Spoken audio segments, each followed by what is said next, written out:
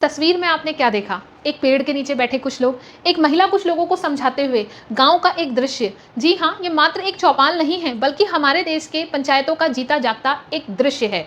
Panchayat web series को याद कीजिए, जिसमें फुलेरा गाँव में मंजू देवी जी और सचिव जी किस तरह से पंचायत घर के सामने बैठकर गाँव के हित के लिए बड़े-बड़े फैसले लेते थे। आज उसी पंचायत वेब सीरीज़ को हम अपने संविधान के माध्यम से जिएँगे।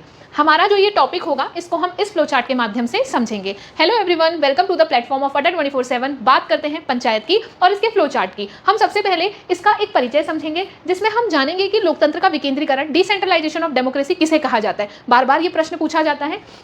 ऐतिहासिक विकास क्रम में हम पंच परमेश्वर से लेकर आज की पंचायत, जिसको संवैधानिक दर्जा है, उसकी एक यात्रा को समझेंगे। प्रमुख समितियां, वो प्रश्न आपको अक्सर परेशान करते होंगे ना एग्जाम में कि बलवंत राय मेहता समिति किस वर्ष आई, कौन सा सुझाव दिया, संवैधानिक दर्जा देने की बात किसने कही, वो सारी ही समस्याएं आज हम डिकोड कर लेंगे और बहुत अच्छे से उसे याद कर लेंगे।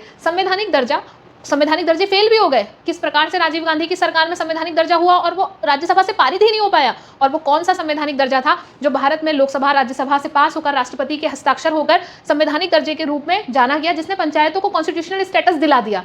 और भारत में महिलाओं का नेतृत्व बढ़ाने के लिए राजनीति में किस तरह से प्रावधान किए गए हैं, स्थानीय स्वशासन में आरक्षण की क्या व्यवस्था है और उत्तराखंड सरकार ने इसको लेकर क्या फैसला लिया है, इसकी भी बात करेंगे।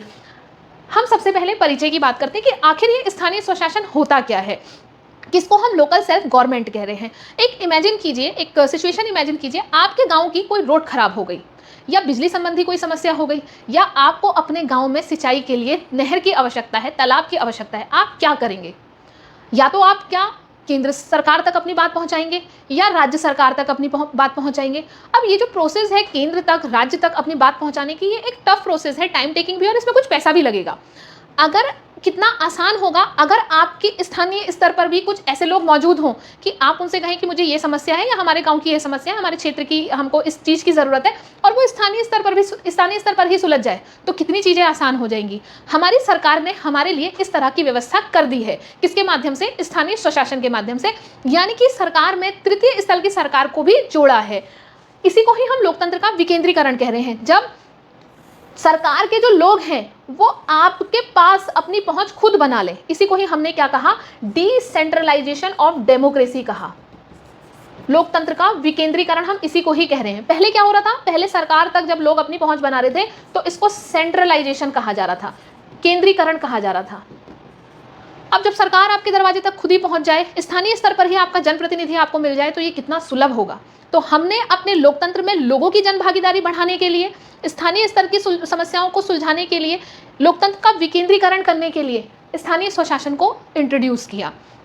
अब जो ये स्थानीय स्वशासन है, इसकी यात्रा किस प्रकार से रही, इसको समझते हैं। आई होप कि आपको लोकतंत्र का विकेंद्रीकरण समझ में आया होगा। अब जब भी एग्जाम में प्रश्न आए कि लोकतंत्र के विकेंद्रीकरण से क्या अर्थ है, तो आप बिल्कुल राइट आंसर करेंगे ना कि लोकतंत्र के विकेंद्रीकरण का अर्थ है स्थानीय स्वशासन से। आगे बढ़ते हैं और इसकी यात्रा को समझते हैं। हम जानते हैं कि जो हमारा स्थानीय स्वशासन है, ये हमारा अंग्रेजी काल में ही नहीं, बल्कि इसकी छाप भारत में वैदिक काल में भी हमें देखने के लिए मिलती है। आपने सभा और समिति तो पढ़ा होगा ना हिस्ट्री में, जिसमें कहा गया कि अथर्ववेद में सभा और समितियां क्या थी? प्रजापति की 2 पुत्रियां थी।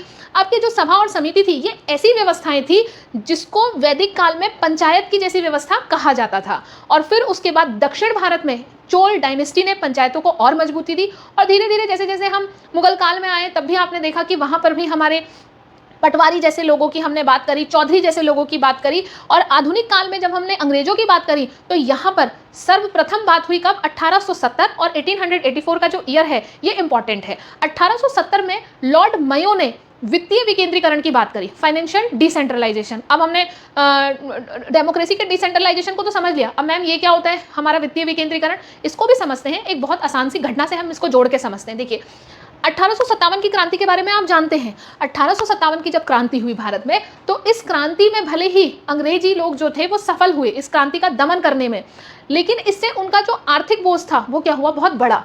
और लॉर्ड मयो ने कहा कि भारत में जो स्थानीय जो लोग हैं उनकी समस्याओं के लिए, जैसे साफ सफाई जैसी समस्या, स्वास्थ्य जैसी समस्या, शिक्षा जैसी समस्या के लिए जो रेवेन्यू कलेक्ट किया जाना चाहिए, जो राजस्व कलेक्ट किया जाना चाहिए, वो स्थानीय लोगों से ही कर लिया जाना चाहिए और उन्हीं के ऊपर खर्च किया जाना चाहिए। इसको हमने क्या कहा? वित्तीय विकेंद्रीकरण। तो वित्तीय विकेंद्रीकरण की अनुशंसा करी लॉर्ड मयो ने स्थानीय स्तर के लिए। 1870 में। तो यहाँ पर लॉर्ड मयो का जो मोटिव था वो क्या था, रेवेन्यू कलेक्शन स्थानीय स्तर पर, और स्थानीय स्तर पर ही उसको खर्च किया जाए। लेकिन जब 1882 में लॉर्ड रिपन हमारे वॉइसरॉय बने भारत के, तो ये लॉर्ड मयो की तुलना में कुछ उदार थे और इन्होंने कहा कि देखो स्थानीय बोर्ड होने चाहिए, स्थानीय स्तर पर ऐसे काम होने चाहिए, लेकिन उसमें भारत के लोगों को भी भागीदारी देनी चाहिए, यानी कि भारत के लोगों को भी उसमें अधिकार होना चाहिए। वो किस प्रकार से अपनी समस्याओं को सुलझाना चाहते हैं या वो किस तरह से काम करना चाहते हैं, ये उनके पास भी कुछ अधिकार इसके लिए होने चाहिए। तो लॉर्ड रिपन ने एक ऐसा प्रस्ताव जारी किया जिसको हमने स्थानीय स्वशासन का मैग्ना कार्टा कहा। मैग्ना कार्टा का अर्थ है अधिकार पत्र, किसी को कुछ राइट देना, और यहाँ राइट किसको दिए जा रहे हैं, अंग्रेजों के द्वारा भारत के लोगों को दिए जा रहे हैं। इस मैग्ना कार्टा को ही स्थानीय स्वशासन इस मैग्ना कार्टा के कारण लॉर्ड रिपन को स्थानीय स्वशासन का जनक कहा जाता है। अब जो ये मैग्ना कार्टा मिल रहा है भारत के लोगों को, इसमें कुछ अधिकार दिए जा रहे हैं। पहले ये जो अधिकार थे ये किसके पास थे, कलेक्टर के पास थे। कलेक्टर ही पैसा जमा करेगा, कलेक्टर ही उसे अपने अकॉर्डिंग उसे क्या करेगा, खर्च करेगा। लेकिन जब भारत के लोगों को ये अधिकार मिलेंगे तो भारत के लोगों को प्रशासनिक दक्षता भी मिलेगी। यहाँ पर लॉर्ड रिपन एक ऐसा फ्रेमवर्क दे रहे हैं भारत के लोगों को जिसके माध्यम से भारत के लोग प्रशासन में भी दक्ष बने, यानी कि एक कोशिश की जा रही है कि उनको भी प्रशासनिक दक्षता दी जाए, उनको भी कुछ अधिकार दिए जाएं। इसलिए लॉर्ड रिपन को स्थानीय स्वशासन का जनक कहा जाता है, इसलिए इनके प्रस्तावों को स्थानीय स्वशासन का मैग्ना कार्टा कहा जाता है, क्योंकि ये पहले ऐसे व्यक्ति थे जो अधिकार देने की बात कर रहे हैं। यहीं पर ही एक प्रश्न आता है, लोकतंत्र की पहली नींव किसे कहा जाता है। तो लोकतंत्र की पहली नींव किसे कहा जा रहा है, हमारा स्थानीय स्वशासन के इस प्रस्ताव को, इस मैग्ना कार्टा को। आगे देखते हैं। अब ये तो बात थी किसकी, हमारी लॉर्ड मयो और लॉर्ड रिपन की किस तरह से शुरुआत हुई। लेकिन जब हमारा संविधान लागू हुआ, तो संविधान जब लागू हुआ तो क्या संविधान में पंचायत जैसी व्यवस्थाओं का वर्णन कहाँ है। हम अनुच्छेद 40 में भी देखते हैं, अनुच्छेद 243 में भी देखते हैं, और अक्सर कंफ्यूज हो जाते हैं 40 में भी है तो 243 में क्यों। इस कंफ्यूजन को आज हम रिजॉल्व करेंगे। तो हमारा जब संविधान बन रहा था तो हमारे संविधान निर्मात्रियों के बीच कुछ क्या हुए, कन्फ्लिक्ट्स हुए, जहां एक और गांधी जी के पक्षधर जो लोग थे वो कहते थे कि स्थानीय स्वशासन को हमारे संविधान के माध्यम से जगह मिलनी चाहिए, क्योंकि गांधी जी क्या कहते थे, भारत की आत्मा ही कहाँ बसती है, गाँव में बसती है। गांधी जी ग्राम स्वराज की बात करते थे, गाँव के उत्थान की बात करते थे, अंतिम व्यक्ति के विकास की बात करते थे। वहीं बी आर अम्बेडकर कहते थे कि देखो अगर हम गाँव में भी स्थानीय स्वशासन लागू करेंगे ना, तो यहाँ पर भी उच्च कोटि के लोग शासन करेंगे, जो निम्न कोटि दलित लोगों का क्या करेंगे, एक्सप्लॉयटेशन करेंगे। तो इसको नहीं होना चाहिए। तो ये इसके पक्षधर नहीं थे, और गांधी जी ग्राम स्वराज के क्या थे, पक्षधर थे। ऐसे में गांधी जी तो हमारे संविधान सभा का हिस्सा नहीं थे, लेकिन गांधी जी के फॉलोवर जो थे उसमें मेन नेता कौन, के संथानम, इन्होंने पंचायतों को संविधान में जगह दिलवाई और कहा कि हमारे पंचायतों की संविधान में जगह होनी चाहिए। दोनों के बीच में सामंजस्य कैसे बैठा, दोनों के बीच में सामंजस्य ऐसे बैठा कि हमारे संविधान में एक भाग 4 है जिसमें कहा गया है कि directive principle of state policies के तहत कुछ हमारे आर्टिकल्स दिए गए हैं 36 से हमारे 51 तक। तो इन आर्टिकल्स को समय अनुसार, परिस्थिति अनुसार लागू किया जाता है। तो आर्टिकल 40 के तहत जब पंचायतों को यहाँ अनिवार्य ना बनाकर केवल रख दिया गया कि यदि राज्य चाहे तो, जो राज्य चाहे तो, परिस्थिति के अनुसार अगर कोई राज्य चाहे तो वो क्या कर सकता है, ये पंचायतों का गठन कर सकता है। तो अब देखिए यहाँ पर 2 प्रश्न आपके सॉल्व हो जाएंगे, एक आर्टिकल 40 और एक आर्टिकल 243। 40 का जो प्रावधान है वो कहता है क्या, ये अनिवार्य नहीं है, पंचायतें बनाना हर राज्य के लिए अनिवार्य नहीं है, क्योंकि ये किसमें इसका वर्णन है, डीपीएसपी में इसका वर्णन है। वहाँ पर कैसे प्रावधान है, परिस्थिति अनुसार अगर कोई राज्य चाहे तो बना सकता है। तो अनुच्छेद 40 इसको अनिवार्य नहीं बनाता है। वहीं 243 क्या है, सभी राज्यों के लिए अनिवार्य कर देगा। तो अभी हम 40 की बात कर रहे हैं तो 40 को ही समझते हैं। अब देखिए अगर प्रश्न पूछा जाए कि कौन से अनुच्छेद में सर्वप्रथम हमारे संविधान में पंचायतों की बात कही गई है, तो आर्टिकल 40 में। कहाँ आता है ये अनुच्छेद 40 का वर्णन संविधान में किस भाग में है, तो भाग 4 में। ठीक, ये हमको ध्यान में रखना है। स्वतंत्रता प्राप्ति के बाद अब हमने 40 में इसको रख भी दिया, आर्टिकल 40 में रख दिया। अब 40 में रखने के बाद जब हमारा देश आज़ाद हुआ और देश के पहले प्रधानमंत्री बने जवाहरलाल नेहरू, तो जवाहरलाल नेहरू जी ने गांव के विकास के लिए क्या किया, क्योंकि इंडस्ट्रियलाइजेशन के लिए तो बहुत कुछ हुआ, लेकिन गांव के विकास के लिए भारत में क्या किया गया, तो 1952 में अमेरिका की तर्ज पर भारत में एक प्रोग्राम चलाया गया जिसका नाम था कम्युनल डेवलपमेंट प्रोग्राम, सामुदायिक विकास कार्यक्रम। ये विकास कार्यक्रम का मुख्य फोकस था कि जो गांव है उनका विकास हो, और इसी के सप्लीमेंट्री प्रोग्राम के तहत राष्ट्रीय विस्तार सेवा चलाई गई 1953 में। ये जो सामुदायिक विकास कार्यक्रम था ये बहुत खर्चीली एक प्रोसेस थी, और ये भारत में सफल नहीं हो पाया कम्युनल डेवलपमेंट प्रोग्राम, क्योंकि इसमें स्थानीय स्तर के लोगों की कोई भागीदारी नहीं थी। ये किसके माध्यम से चलता था? ये ब्यूरोक्रेट्स के माध्यम से चलता था, अधिकारियों के माध्यम से चलता था। अधिकारी ही डिसाइड करेंगे कि कौन सी चीज़ होनी चाहिए, कितना पैसा खर्च होना चाहिए। जन भागीदारी थी नहीं, तो एक जो फीलिंग्स होती है वो भी नहीं जुड़ी। मतलब अगर हम इसको कॉमन लेमैन की लैंग्वेज में समझें तो भारत में ये असफल हो गया पूर्ण रूप से। धन के अभाव के कारण, भ्रष्टाचार के कारण, नौकरशाही की अड़चनों के कारण ये पहला कदम क्या हो गया? फेल हो गया। प्रश्न की दृष्टि से अगर हम देखें, प्रश्न पूछा जाता है कम्युनल डेवलपमेंट प्रोग्राम भारत में कब शुरू हुआ? 1952 में। राष्ट्रीय विस्तार सेवा, नेशनल एक्सटेंशन सर्विस क्या है? तो ये क्या है? सप्लीमेंट्री प्रोग्राम है किसका? सामुदायिक विकास कार्यक्रम का, जो 1953 में शुरू हुआ। अब जब ये भारत में असफल हो गया तो भारत में अगला कदम क्या हुआ? गांव का विकास तो करना है, और जब गांव का विकास करना है तो अब कैसे करेंगे? सामुदायिक विकास कार्यक्रम तो फेल हो गया। फिर समय आया किसका? समितियों के गठन का। यहां से शुरुआत होती है किसकी? पंचायत के लिए समितियों के बनने की। अब सबसे पहले इस क्रम में जो समिति बनाई जा रही है वो है हमारी कौन सी समिति? बलवंत राय मेहता समिति। बलवंत राय मेहता जी गुजरात के मुख्यमंत्री भी थे और पहली समिति इन्हीं की ही बनाई गई, और इन्होंने कहा कि देखो, सामुदायिक विकास कार्यक्रम जैसे जो कार्यक्रम हमने चलाए हैं भारत में, इनकी ये असफल होंगे। क्यों? क्योंकि इनमें जन भागीदारी नहीं है। हमें लोकतांत्रिक विकेंद्रीकरण करना होगा, डिसेंट्रलाइजेशन करना होगा किसका? डेमोक्रेसी का, जो हमने अभी पढ़ा कि लोगों के दरवाजे तक सरकार को पहुंचाना होगा। तो ऐसे में इन्होंने कुछ सुझाव दिए, और इनके प्रमुख सुझाव में सुझाव था लोकतंत्र का विकेंद्रीकरण। प्रश्न पूछा जाता है लोकतांत्रिक विकेंद्रीकरण का जनक किसे कहा जाता है? तो हमें याद रहेगा कि किसे कहा जाता है? बलवंत राय मेहता समिति को। इन्होंने अपने सुझाव में एक महत्वपूर्ण सुझाव दिया कि त्रिस्तरीय सरकारें होनी चाहिए। गांव स्तर पर भी होनी चाहिए, मध्य स्तर पर भी होनी चाहिए, और जिला स्तर पर भी होनी चाहिए। तो त्रिस्तरीय सरकारों का जो सुझाव था वो सर्वप्रथम इन्होंने दिया, और इन्होंने ये भी कहा कि ये तीनों स्तर की सरकारों में प्रत्यक्ष चुनाव होना चाहिए। वहीं के लोग चुनाव में जनप्रतिनिधि के रूप में होने चाहिए, और वहीं के लोगों के द्वारा इनको क्या किया जाए? चुना जाए। तो ये महत्वपूर्ण सुझाव दिए हमारे किसने? बलवंत राय मेहता समिति ने। अब इस बलवंत राय मेहता समिति के सुझाव पर भारत में पहली बार काम हुआ, और जब काम हुआ तो इसको कहीं ना कहीं लागू किया जाएगा, त्रिस्तर की सरकारें बनाई जाएंगी। तो प्रश्न पूछा जाता है अक्सर कि भारत में पंचायत में त्रिस्तरीय व्यवस्था को सर्वप्रथम कहां लागू किया? तो हमने कहा कि इसका ऐतिहासिक पहला प्रयोग किया गया राजस्थान राज्य में, नागौर जिले में, बगदारी गांव में। तो राजस्थान के नागौर जिले, बगदारी गांव में तत्कालीन प्रधानमंत्री जवाहरलाल नेहरू के द्वारा पहला त्रिस्तरीय पंचायत का उद्घाटन किया गया 2 अक्टूबर 1959 को। तो 2 अक्टूबर को ही क्यों? क्योंकि गांधी जी की संकल्पना है ना, गांव का विकास होना चाहिए, तो इसलिए 2 अक्टूबर को गांधी जयंती के दिन इसकी शुरुआत की गई। ऐसे आप इसे कोरिलेट कर सकते हैं। तो प्रश्न पूछे पहली बार कहां? तो राजस्थान के नागौर जिले में 2 अक्टूबर 1959 को, और इसके बाद 11 अक्टूबर 1959 को आंध्र प्रदेश में इसे लागू किया गया। क्योंकि दूसरा राज्य भी अब पूछा जा रहा है कि दूसरे किस राज्य में लागू हुआ था, तो आंध्र प्रदेश इसके लिए याद रखेंगे, और ये मैप से आप इसकी लोकेशन देख सकते हैं। अब जब हमारा 1959 में ये लागू हुआ, अब इसके बाद फिर से क्या? भारत में आपातकाल लग गया। भारत में जो सरकारें थी वो क्या हो गई? आपातकाल की वजह से स्टक्ड हो गई। अब जब भारत में दोबारा आपातकाल जब खत्म हुआ और नए से चुनाव हुआ 1975 में, आंतरिक अशांति के आधार पर इंदिरा गांधी जी ने क्या लगाया? आपातकाल लगाया, आपको याद होगा।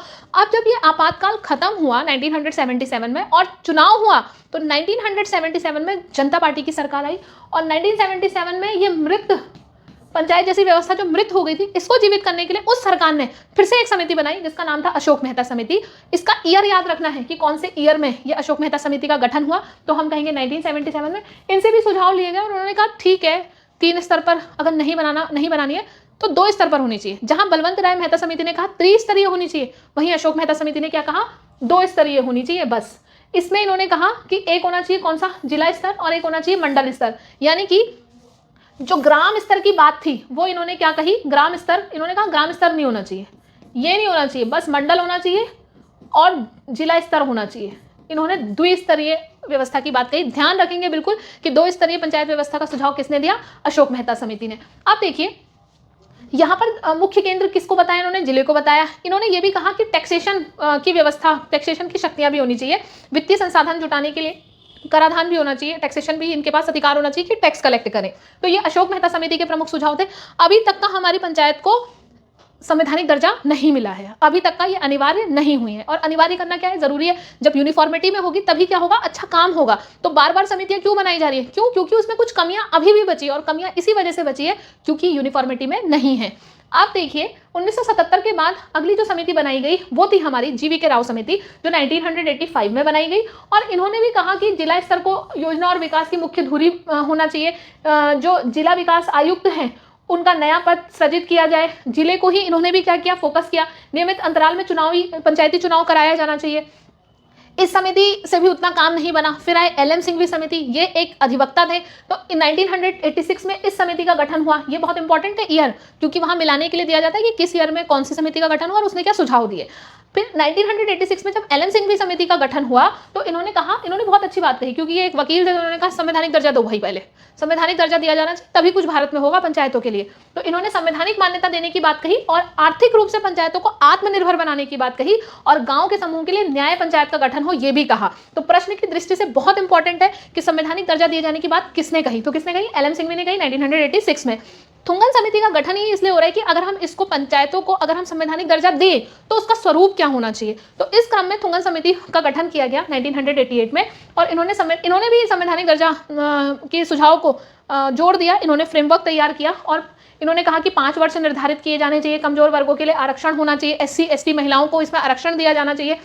ये पॉइंट इंपॉर्टेंट है, आरक्षण वाला पूछा जाता है कि पंचायतों के लिए आरक्षण की व्यवस्था का सुझाव किसने दिया, तो पीके थुंगन समिति ने। और इस समिति ने सबसे पहले मार्ग प्रशस्त किया किस डायरेक्शन में, संवैधानिक दर्जे के डायरेक्शन में। अब देखिए, जब पहली बार इसको संवैधानिक दर्जा देने का प्रयास किया गया वो हमारा संविधान संशोधन था, 64वां संविधान संशोधन। इंपॉर्टेंट, 64वें संविधान संशोधन भारत में संसद में, राज्यसभा में पारित नहीं हो पाया और जब ये पारित नहीं हो पाया तो ये हमारा संविधान संशोधन यही क्या हो गया, फेल हो गया।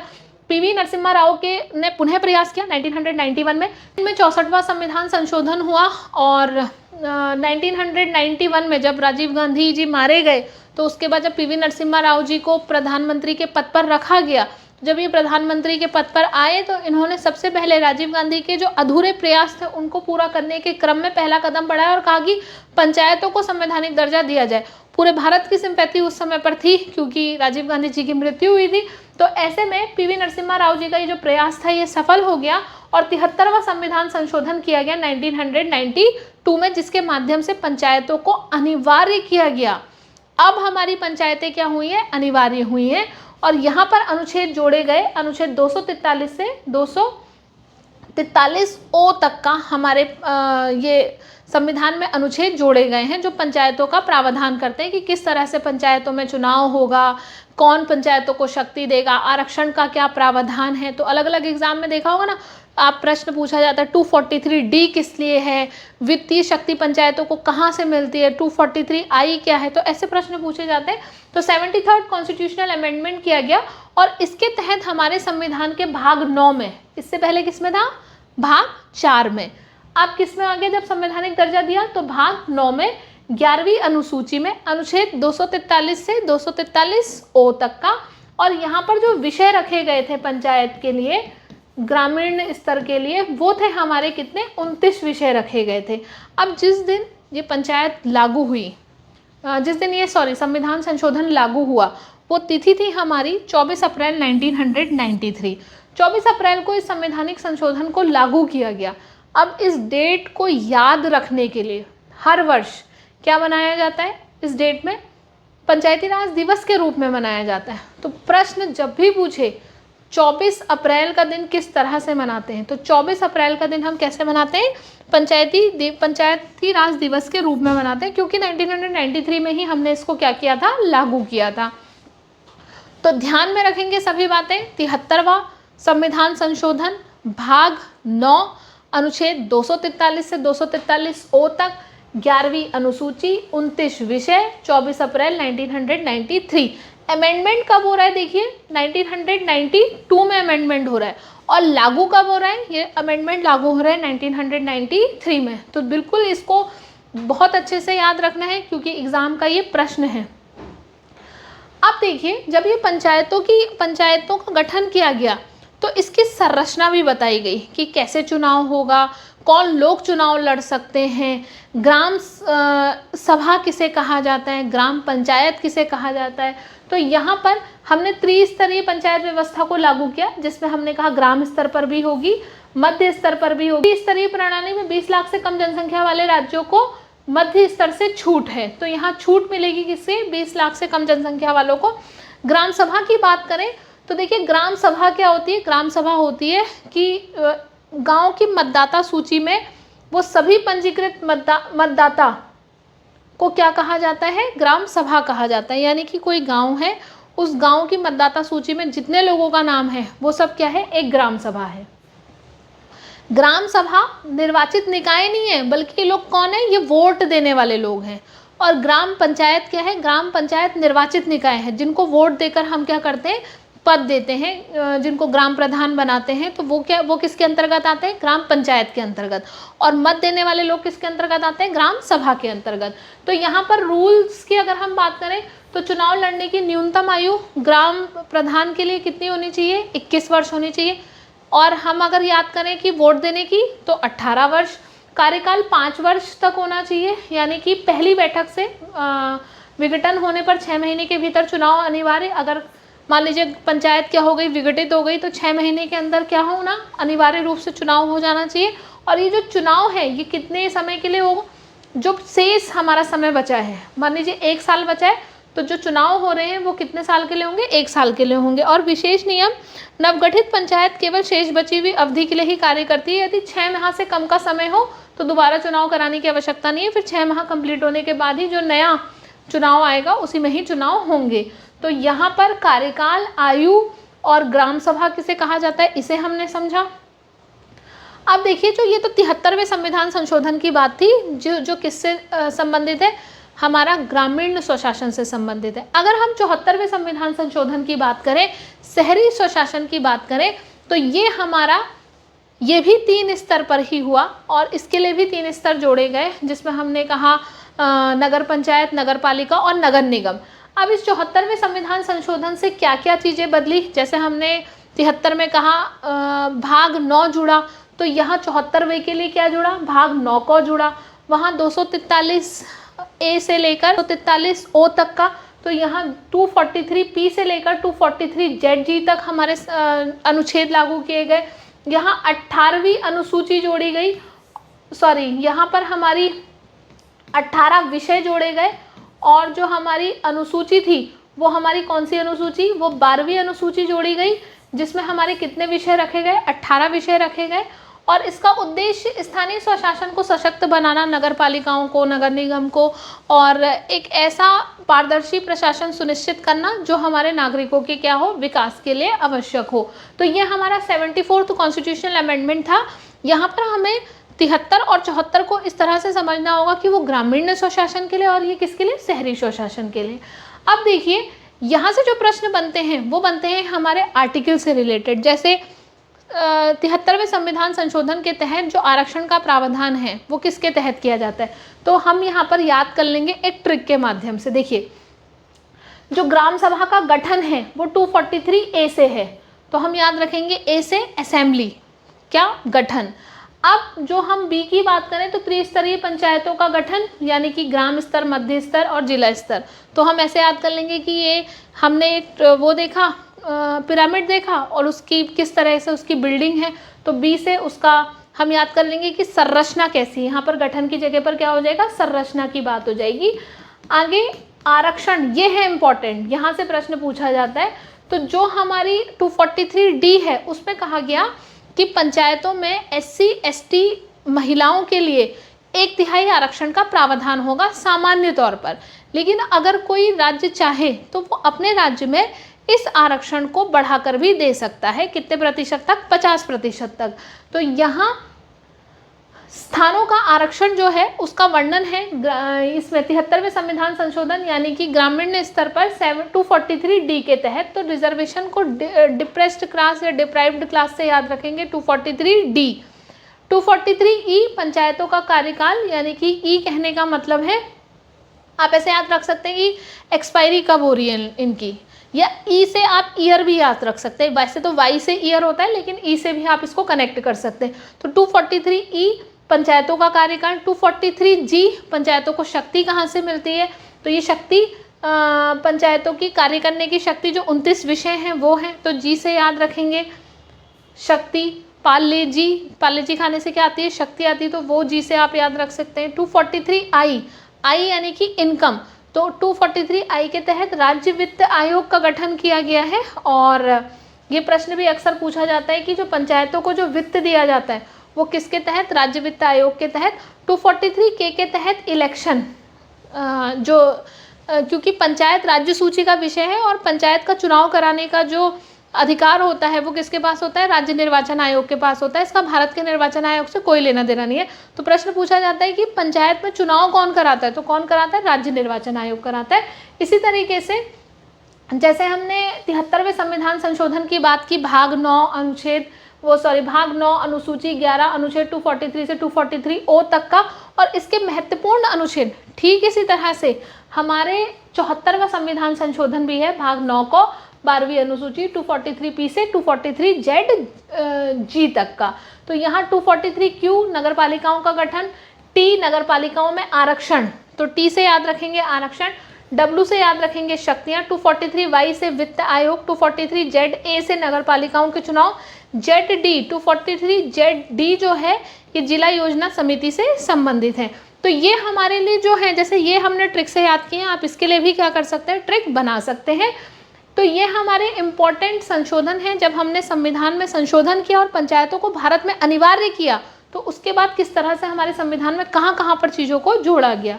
अब अगर हम बात करें, हमने कहा कि पंचायतों में 1/3 आरक्षण तो मिलेगा ही मिलेगा, साथ ही साथ हमने ये भी कहा कि कोई राज्य चाहे तो अपने राज्य में इस आरक्षण को बढ़ा भी सकता है। तो ऐसे में उत्तराखंड सरकार में 2008 में पीसी खंडूरी जी की सरकार में पंचायतों में महिलाओं के लिए 50% आरक्षण किया गया। और ये जो 50% आरक्षण है, ये 50% आरक्षण यही बताता है कि महिलाओं के नेतृत्व को बढ़ाया जाए। इसके अतिरिक्त अगर हम बात करें तो अधिनियम 2016, उत्तराखंड पंचायती राज अधिनियम 2016 के तहत धारा 1 क के तहत ग्राम क्षेत्र और जिला तीनों स्तर पर 50% आरक्षण सुरक्षित है। इसके अतिरिक्त बिहार, मध्य प्रदेश, हिमाचल प्रदेश में 50% आरक्षण लागू है। आरक्षण का प्रावधान किस में है, 243D के अंदर है।